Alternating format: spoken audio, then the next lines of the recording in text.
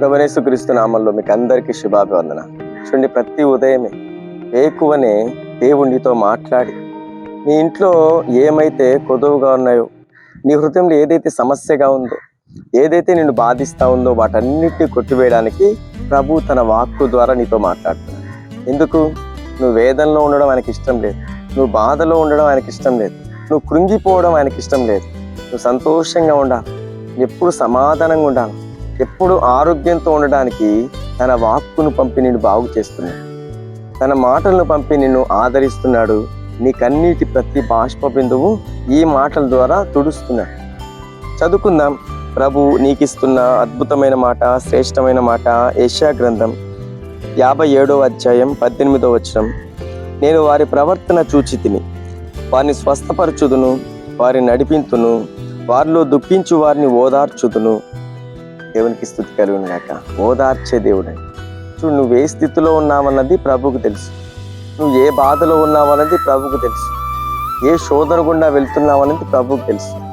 అన్నీ తెలిసిన దేవుడు తప్పకుండా నీ యొద్దకు వస్తాడు. నీ యొద్దకు వచ్చి నీతోనే మాట్లాడుతున్నాడు. నీకు ధైర్యం కలిగించేది.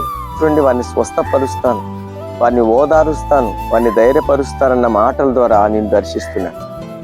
నీ ప్రవర్తన చూసి చూడండి, యాకోబు ఇద్దరిని పెళ్లి చేసుకుంటాడు.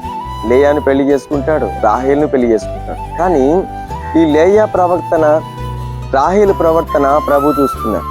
రాహేలు ప్రవర్తన అంతగా లేదు, కానీ లేయా ప్రవర్తన నచ్చింది కాబట్టి మొదట ఆమె గర్భాన్ని ప్రభు తెరిచి ఆమెను ఘనపరిచాడు. ఈ రాహేల్లో అసూయ తత్వం, చూడ్చి ఓర్వలేని తత్వం, అది ఎప్పుడు ప్రభుకు నచ్చదండి.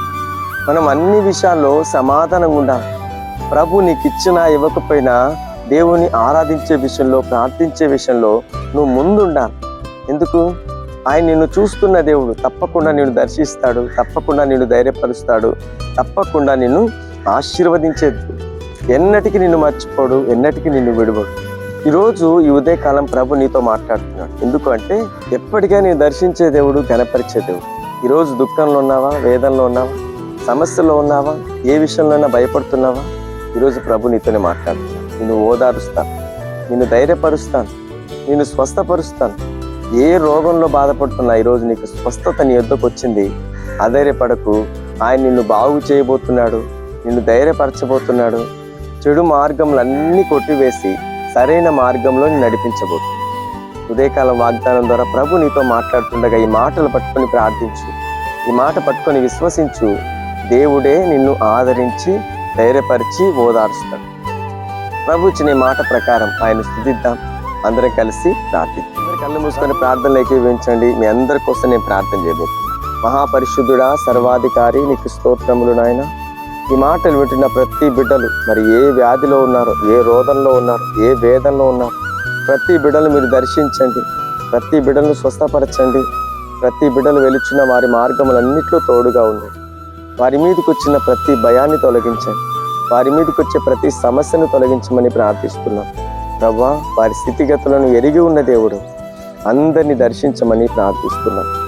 ఈరోజు నైనా పెళ్లి రోజు జరుపుకుంటున్నా, బర్త్డే జరుపుకుంటున్నా ప్రతి ఒక్కరికి మీరు ఆశీర్వదించండి, వారి ఆయుష్ను పెంపొందింపచేయండి. వారు వెలుచున్న మార్గములన్నిట్లో తోడుగా ఉండి అన్ని విషయాలను ఎందు భయభక్తులు కలిగి, ప్రేమ కలిగి, సమాధానం కలిగి ప్రతి కుటుంబాన్ని నీ పరిశుద్ధ ఆత్మ వెలుగుతో వెలిగించి సమాధానపరచమని నజరేయుడైన యేసుక్రీస్తు నామములో ప్రార్థిస్తున్నాం పరమ తండ్రి. ఆమేన్.